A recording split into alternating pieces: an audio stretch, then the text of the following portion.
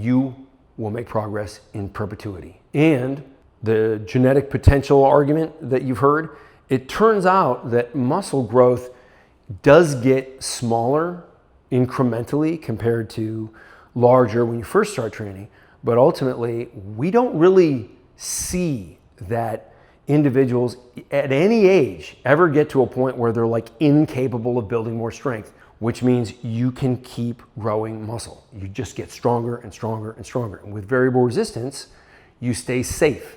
Because ultimately, I think a lot of guys, they stop getting stronger because they're lifting weights that could really hurt them if something goes wrong.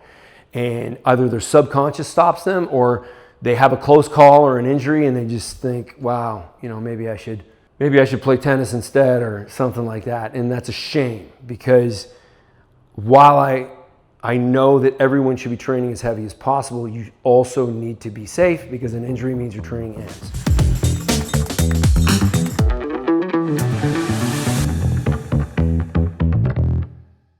Hi, my name is John Jaquish. I'm a doctor of biomedical engineering, which gives me a unique perspective on all sorts of things, health, performance related, making your body the most powerful it can be. I've got some answers. Today I want to talk about how to have endless progress, always being able to grow, or at least the closest thing to it, because we all do have a genetic potential. Which means growth doesn't just go on forever, but as it turns out, incrementally, when it comes to muscular development driven by strength training, because there's other drivers of it that we see in popular culture, mostly driven by drugs, which is separate, by the way. So when looking at the training effect, what I want to talk about today is the formula so that you will have endless progress.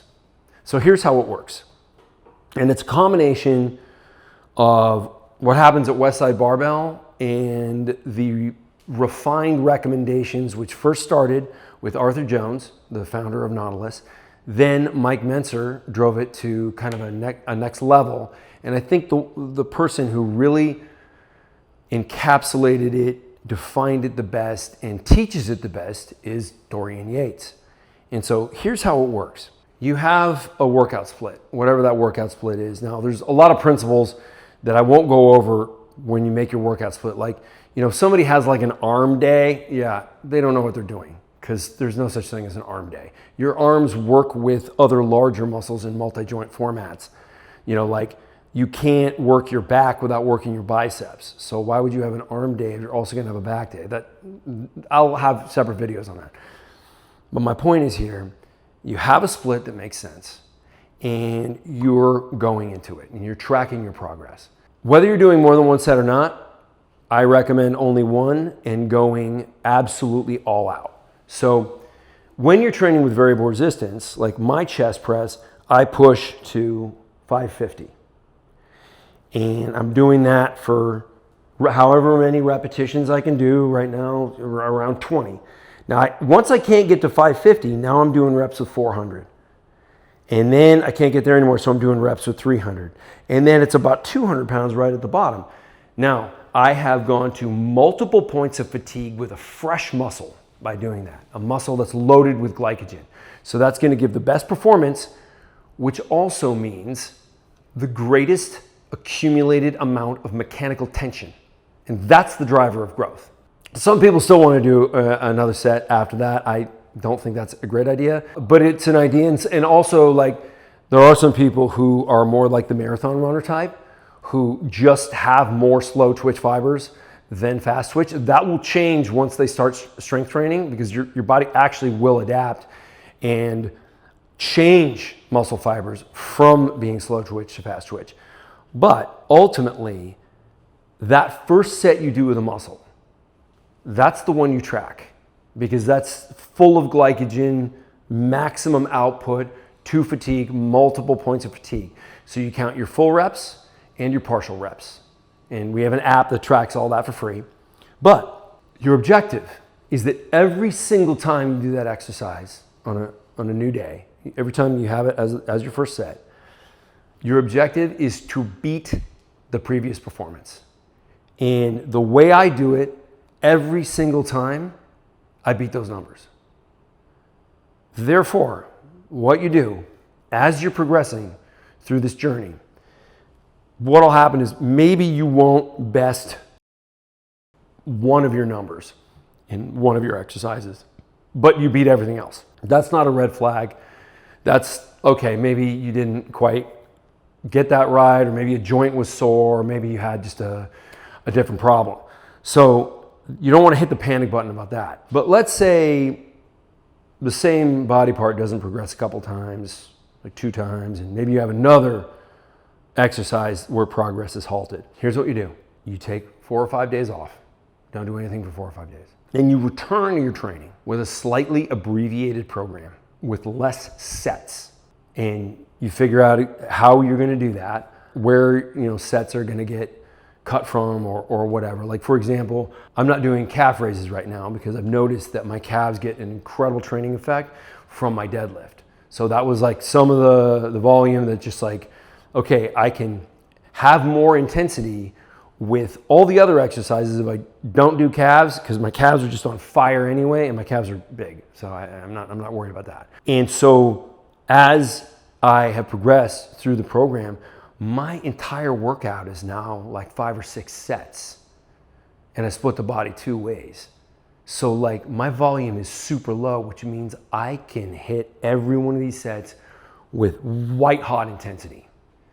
And every time there's progress.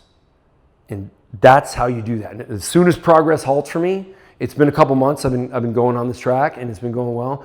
Once progress halts for me, I might, instead of having 4 workouts per week, because right now I have, each workout is less than half an hour and I do 4 of them per week. So I'm less than 2 hours of training per week and I'm building muscle. And by the way, if you are getting stronger, you are building muscle.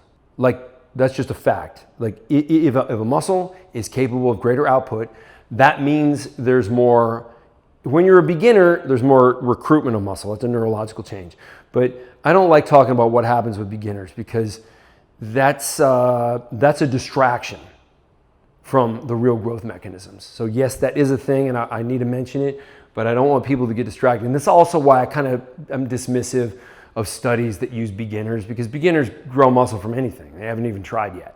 But once you get into this groove and you understand this formula, as soon as you stop making progress in more than one movement, you take 4 or 5 days off and then return with a slightly abbreviated program, you will make progress in perpetuity. And the genetic potential argument that you've heard, it turns out that muscle growth does get smaller incrementally compared to larger when you first start training, but ultimately we don't really see that individuals at any age ever get to a point where they're like incapable of building more strength, which means you can keep growing muscle. You just get stronger and stronger and stronger. And with variable resistance, you stay safe.